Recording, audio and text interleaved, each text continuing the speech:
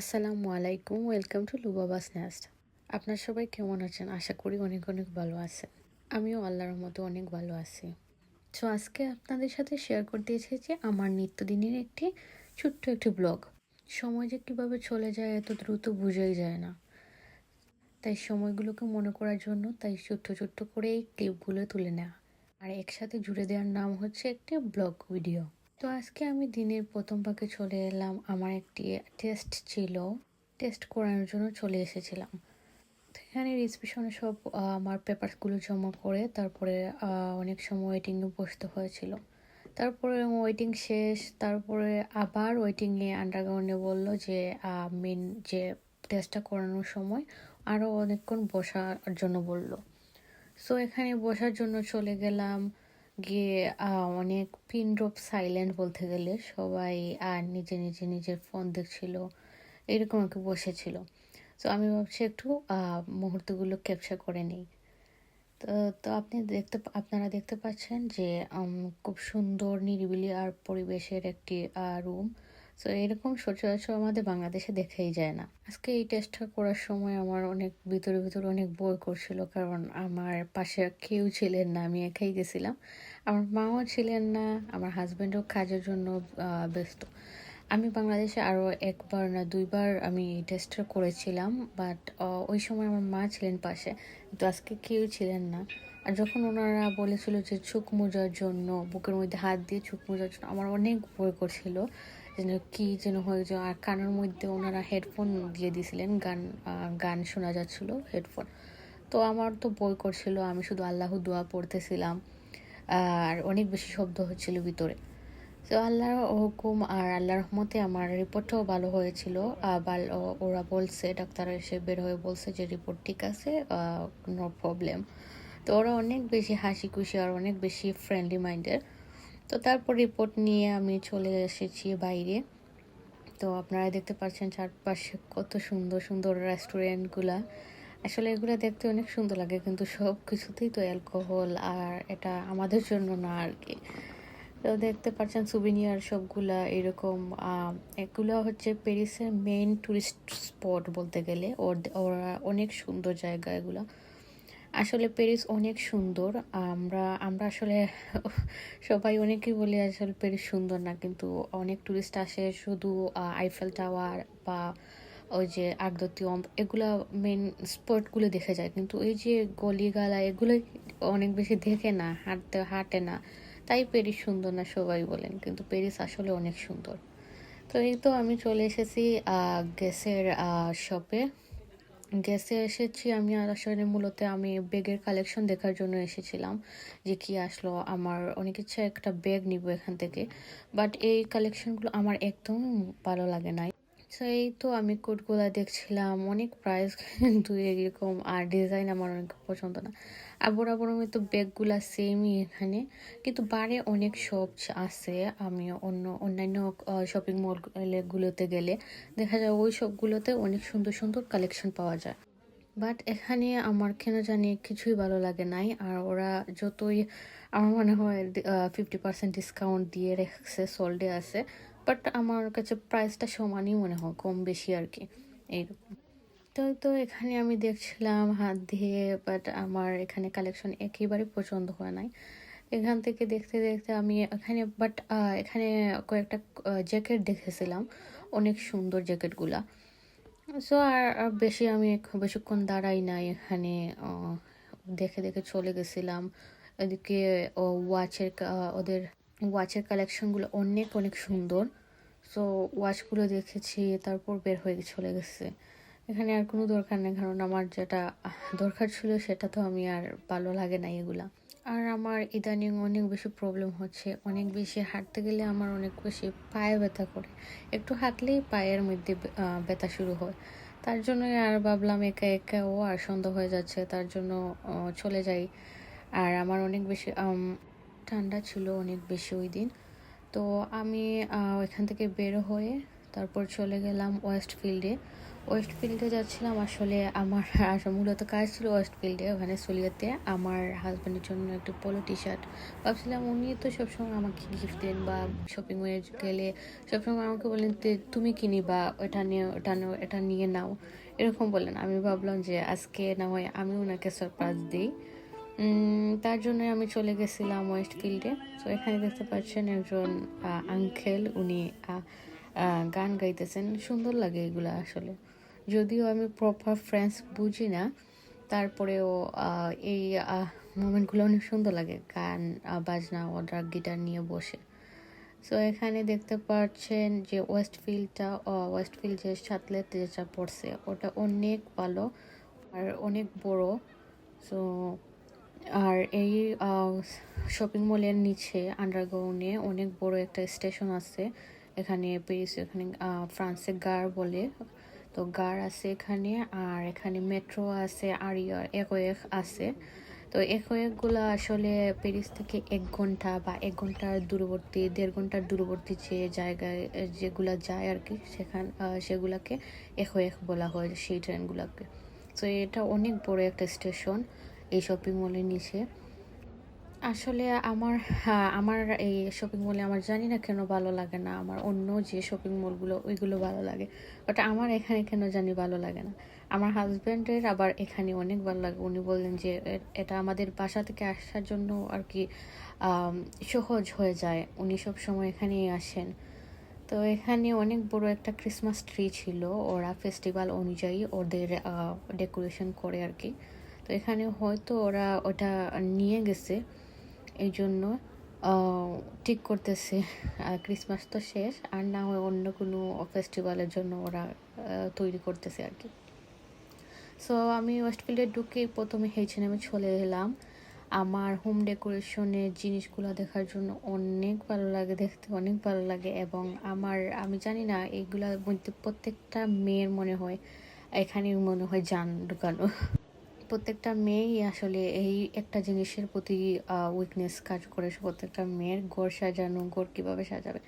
So আমিও দেখছিলাম, আর এখানে দেখতে দেখতে দেখলাম যে পাশেই একটা লাল ডিনার সেটের একটা পিসগুলো দেখছিলাম। আমার মনে হয়ে গেছিল আমার বিয়ের যে ডিনার সেট ওই সেম কালার রেড কালারের। তো রেড কালারের মধ্যে ব্ল্যাকও ছিল আমার ডিনার সেটের। সো ভাবছিলাম যদি আমার ডিনার সেটটা এখানে নিয়ে আসতাম, তাহলে তো আমি এইরকম পিস কিনে আরও বাড়াতে পারতাম। আমার ডিনার সেটটা আমি হোয়াইট পছন্দ করি, বাট আমার মা সেটা আড়ং থেকে কিনেছিলেন, সিলেটের।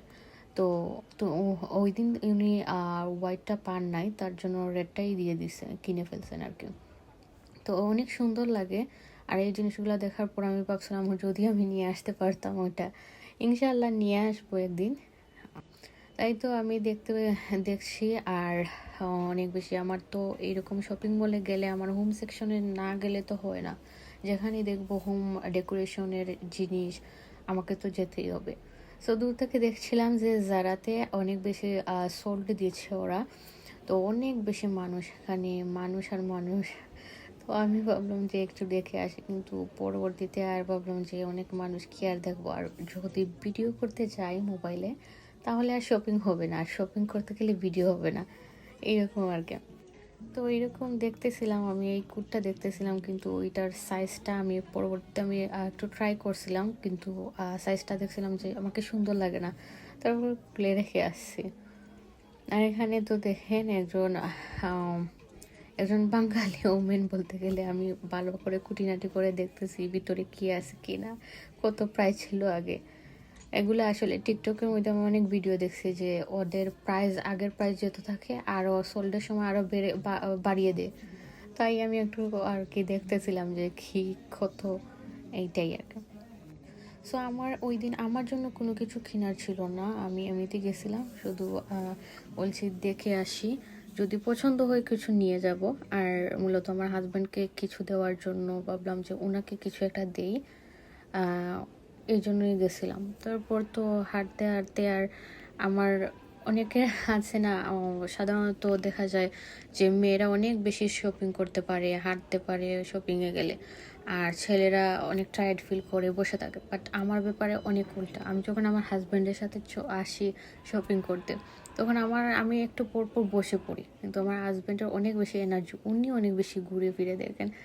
আমার এত ভালো লাগে না, জানি না, আমার পায়ে ব্যথা শুরু হয়। সো আমার তো আমি দেখতেছিলাম, আর ওই দিন তো আমি একা ছিলাম, তো ভাবছিলাম যে আস্তে আস্তে হাঁটি, তারপর বাসায় যাব। একটু চিন্তাও ছিল বাসায় কখন যাব, সন্ধ্যা হয়ে যাবে।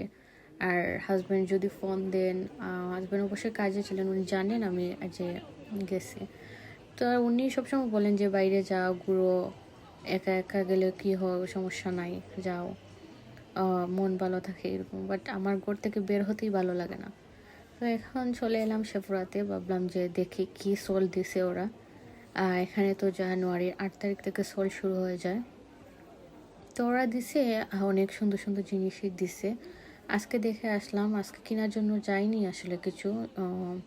তারপরে দেখছিলাম শুধু আমি একটা সিরাম কেনার জন্য অর্ডিনারি গেছিলাম, বাট ওইটা পাই নাই পরে আর অন্যগুলা কিনি নাই, কারণ আমার ফেসে যেটা স্যুট করবে সেটাই তো আমার দরকার। এখানে অনেকগুলো ব্র্যান্ডের প্রোডাক্ট দেখছিলাম, সল্ট দিছে, মানুষও নিচ্ছে আসলে, যার যেটা স্যুট করে ফেসে সেটাই নিচ্ছে। সো আমি আমারটা পাই নাই, ওখানে শেষ, কালেকশনটা শেষ। আর অনেক সুন্দর সুন্দর পারফিউমও দেখছিলাম, ওরা সাজিয়ে রেখেছে।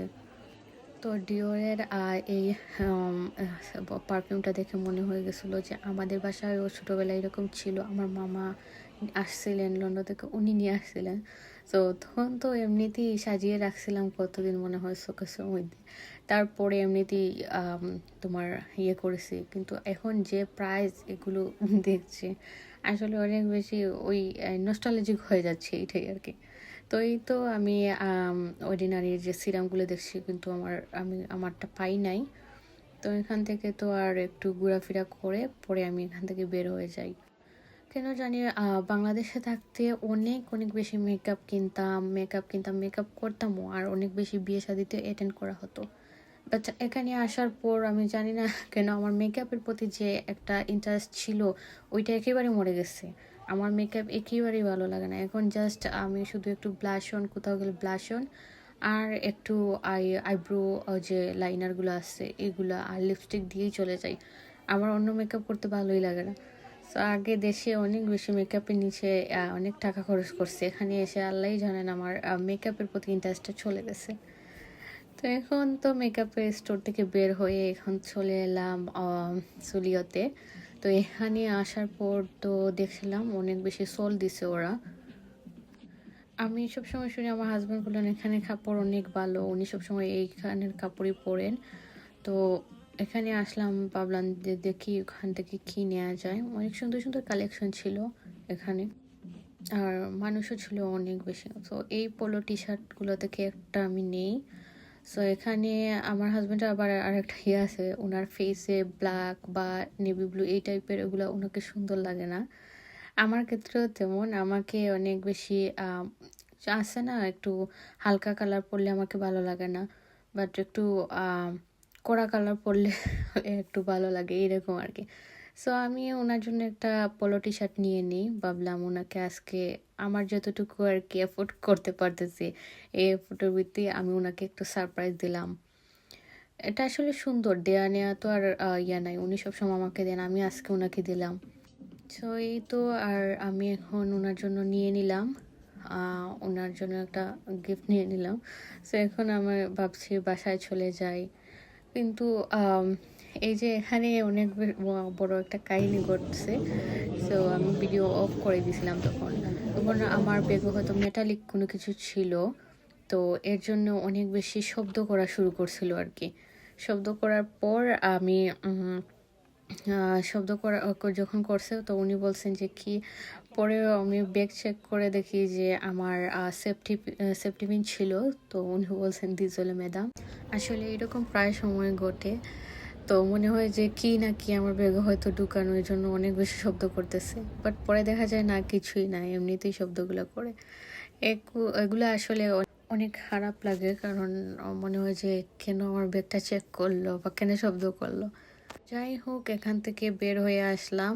তো বের হয়ে ভাবছি এখন কোথায় যাই, আর একটু এখানে স্পেন্ড করব আর না না চলে যাব বাসা। তারপর তো এইরকম মন মন হাঁটছিলাম যে একা তো আর কোনো ইয়ে নাই তোমার। তারপর ভাবছিলাম যে আমার পিছনে কি একটা রেখে আসছি, কোথায় যেন ব্যাগ রেখে আসছি, কোথায় যেন আমার ওই যে মেডিকেলের রিপোর্টটা রয়ে গেছে। এরকম চিন্তায় আর কি থাকে সবসময় যখন বাইরে যাই। আর বাসার জন্য আলাদা একটা ইয়ে হচ্ছিল যে বাসায় যাব, বাসা অনেক কাজ ছিল ওই দিন। আমার আগের দিন আমার মেহমান আসছিলেন, পরে আমার টেস্টের জন্য, আর ওই দিন রাত হয়ে যাওয়ার জন্য আমি আর ইয়ে করি নাই, আপনার ঘরটাও ক্লিন করি নাই। আর পরের দিন তো আজ সারাটা দিনই আমার এরকম ব্যস্ততায় চলে গেল। তাই গিয়ে বাসা গিয়ে পরিষ্কার করব এরকম আর কি চিন্তা আছে। পরে দেখলাম যে মেজদা মান্দে, তো এখানে চলে আসলাম। এখানে না আসলেই আমার হয় না, কমার্শিয়াল মার্কেটগুলোতে প্রত্যেকটা মার্কেটেই এই সবটা আসছে। সো আমি সব সময় এইটাতে না গেলে আমার মনে হয় যে আমার যে জানের যে শান্তিটা আছে ওইটা হয় না আর কি। আর আমি সবসময় একটু ঘর গুছানো বা ঘরকে সুন্দর করে রাখাটা আমার অনেক ভালো লাগে। ঘর ডেকোরেশন করাটা আসলে কি বলবো, এটা মনে হয় জেনেটিকলি আমার মা অনেক পছন্দ করেন আর কি। শুধু উনি ঘরকে কীভাবে নিজের বাসাটাকে সুন্দর করবেন, কী করবেন এইরকম উনি সবসময় এইরকম। তো আমিও মনে হয় আমি যেমন আমার বোনরাও সেম এইরকম। তো এখানে আসি সবসময় ভাবি যে আমার একটা বড় ঘর কখন হবে, বড় ঘর হলে আমি নিশ্চয়ই সুন্দর করে এরকম সাজাতে পারবো। সো আমি সবসময় দেখে দেখে রাখছি যখন আমার ঘর হবে আমি এখান থেকে এসে সবগুলো জিনিস নিয়ে নেবো, এইরকম আর কি সবসময় আমি এরকম বলি। এখানে দেখছিলাম কুশনগুলা, এগুলা আমার বাসায় আছে অবশ্যই, আর সুন্দর লাগে এগুলা দেখতে। এই তো এখান থেকে আসার সময় হঠাৎ চোখে পড়লো এই গ্রিন সোফাটা। এটার অনেক বড় একটা কাহিনী আছে আমার কাছে। আমার সবসময় গেলে আমি গ্রিনের প্রতি জানি না কেন অবসেসড হয়ে পড়েছি। আমি যখন সোফা কিনি আমার বাসায়, তো সোফা কেনার সময় আমার গ্রিন একটা সোফা এরকম ভেলভেটের অনেক পছন্দ হয়েছিল, এল শেপের। তারপরে তো এখানে আমার বাসার যে সাইজ আর সুপার সাইজটা অনেক বড় হয়ে যায়, বাসার সাথে হয় না এটা। তারপরে ওইটা না কিনে আমি ব্ল্যাক কালার ভেলভেটের আরেকটা সোফা কিনে নিয়েছিলাম। তো এখনো পর্যন্ত আমার মনে হয় যে আমি কেন ব্ল্যাকটা কিনলাম না। ঘরটা যদি আমার আরেকটু বড় হতো তাহলে আমি ওই গ্রিনটা আমি কিনতে পারতাম। তো আজকে যতবার আমি এই গ্রিন সোফাটা দেখছিলাম তো আমার মনে হয়ে গেছিলো ওই দিনের কথা। আর কি করব, আর আফসোস তো আর আফসোসই রয়ে গেল। ইনশাল্লাহ একদিন নিব। তারপরে তো এই যে কিউটের ডিব্বাগুলোকে দেখতেছি, আমি এগুলাকে বলি কিউটের ডিব্বা। এই মিররগুলা অনেক সুন্দর। আমি আমার জানি না মিররের প্রতি আমার কেন এতটুকু আহ আহ আকর্ষণ, কি বলবো, অনেক ভালো লাগে মিররগুলো দেখতে। আমি তো প্রায় কল্পনা করি যে আমি এই আমার বাসা কখন হলে আমি একটা কর্নার মিরর দিয়ে রাখবো, মিরর দিয়ে ডেকোরেশন করব সুন্দর। এই মিররগুলো অনেক সুন্দর। সো দেখে আসছি, ভাবছি আজকে নিয়ে নিব না কিনা, পরে যদি চলে যায়। ওরা ভাবলাম এই যে অযথা কি করব নিয়ে। আর এই তো এখান থেকে দেখতে পারছি আমার ছোটবেলা, আমার এখনো মনে আছে ছোটবেলায় আমার মায়ের 3টা ডিনার সেট ছিল ওনার বিয়ের। তো একটা ডিনার সেট সেম হুবহু এইরকম ছিল, গ্রিন কালারের এইরকম, আমার এখনো মনে আছে। তো এই ডিনার সেট পুরো এইটা। তো আজকে জানি না কেন শুধু মেমোরি আর মেমোরি চলে আসছে সামনে। আমার মায়ের বিয়ের ডিনার সেটের মতো সেম এখানে পেলাম। এই চ্যানেলে দেখলাম আমার বিয়ের ডিনার সেটের মতো রেড কালার একটা। তো এই তো মেমোরিগুলো চলে আসছে আজকে শুধু সামনে। তো ওয়াল হ্যাঙ্গিংগুলো দেখতেছি, দেখে এখন রেখে রেখে আসতেছি। ইনশাল্লাহ পরবর্তীতে যখন বড় করে যাব, শিফট হব, অবশ্যই নিব। এই যে ছোট ছোট অনেকগুলা শোপিস। আমি আবার ওই জিনিসগুলাতে আমি কাপড় চোপড়ে, যে মানুষ একটা কাপড় চোপড় কিনবে, ওইটা পরবে, ওইটা কিনবে, আমার এইগুলাতে কোনো কি বলবো আকর্ষণ নাই, ইন্টারেস্ট নাই আমার। তো আমার শুধু এই হোম ডেকোরেশনের পিস বা ওই ঘরকে কীভাবে সুন্দর করা যায়, ঘরে কী জিনিস আনা যায়, এই জিনিসের প্রতি আমার একটু বেশি আর কি ইন্টারেস্ট। তো এই তো এখান থেকে আফসোস করে করে বের হয়ে গেলাম। আর দেখে কী লাভ, নিবই না যখন। তো এর মধ্যে ভাবছি সন্ধ্যা হয়ে গেছে, চলে যাই বাসায়। এই তো এখন আমি আস্তে আস্তে রওনা দিয়ে দিয়েছি বাসার জন্য, নিচে চলে আসতেছি। তারপর তো আমি এখান থেকেই তো যে স্টেশন এখানে গার বলে, তো স্টেশনের চলে আসছি। এখানে অনেক বড় একটা স্টেশন, দেখতেই পারতেছেন আপনারা, অনেক অনেক মানুষ। আর মেট্রো, আমার মেট্রোটা খোঁজাও অনেক বেশি হয়ে যায়। এখানে আসলে আমার মনে হয় যে আমার মাথা ঘুরে যায়, এইরকম বড় আর কি, কোন দিকে কোন ডাইরেকশন দেয়া, তো দেখে দেখে যাওয়া লাগে। আর বইও হচ্ছিল যে তো অনেক বেশি মোবাইল টোবাইল হয়ে যায়। শুনি, আমি কখনো দেখি নাই কারো মোবাইল নিতে। পিক পকেটরা আছে, ঠিক আছে, সব জায়গায় আছে, কোন জায়গায় নাই তো সব জায়গায় আছে। তারপরে আমার একটু ভয় লাগতেছিল যে মোবাইল বের করে ভিডিও করতেছি, আর অনেক এম্বারেসিং ফিল করতেছিলাম যে মানুষও দেখতেছে যে মেয়েটার হাতে মোবাইল, হয়তো ইউটিউবার। তো একটা মানুষের তো একটাই কথা এখন, উনি হয়তো ইউটিউবার, উনি হয়তো টিকটকার। তো এটা আর কি শখের বসে মানুষ করে, এই তো শখের বসে তো করাই যায়। আর ব্লগ হচ্ছে গিয়ে ছোট ছোট মুহূর্তগুলোকে জোড়া লাগিয়ে একটা ভিডিও করার নামই হচ্ছে ব্লগ। আর এই ব্লগগুলো থাকলে আরও অনেক বছর পরে হয়তো আমাদের এই মেমোরিটি মনে হবে যে আমি ওই দিন এই জিনিসটা করছিলাম, এইখানে গেছিলাম। তো ভিডিও করলে আর কি মনে থাকবে, এইটাই মেমোরিজ, এর জন্যই করা। তো আপনারা দেখতে পারতেছেন যে আমি এখনো পর্যন্ত হাঁটতেছি, হয়তো আমি ভিডিওতে অনেক শর্টভাবে করতেছি, কিন্তু অনেক বেশি হাঁটা লাগে এখানে। সো এই তো দেখতে পাচ্ছেন। আর প্যারিস এমন একটা জায়গা, স্টেশনগুলোতে হাঁটতে হাঁটতে আর কি আপনার আর অন্য কোনো রকম ওয়ার্কআউট করতে হবে না বাইরে গিয়ে। এই প্যারিসের মেট্রো স্টেশনগুলোতে হাঁটলেই আপনার এমনিতেই ওয়ার্কআউট হবে, আপনার ওয়েট লুজ হবে। তো এই তো প্যারিসে আমার অনেক বেশি খারাপ লাগে এই জিনিসটাই, শুধু অনেক বেশি সিঁড়ি থাকে, এসকেলেটার সব সময় সব জায়গায় থাকে না, তো সিঁড়ি বেয়ে অনেক উঁচুতে উঠতে হয়। এই জিনিসটা অনেক খারাপ লাগে। আর পায়ের ব্যথা তো আর আছেই আনলিমিটেড। তো এটা নিয়ে আবার আমার হাজব্যান্ডের সাথে আসলে উনি অনেক বেশি হাসেন, তারপরে তো ধরে ধরে উঠান নিয়ে। আর এই কি আর করব। তো আমার মেট্রো চলে এসেছে, তবু এই মেট্রোতে থেকে আরও 4 স্টপেজ পরে আমি অন্য একটা মেট্রো আমাকে ধরতে হবে।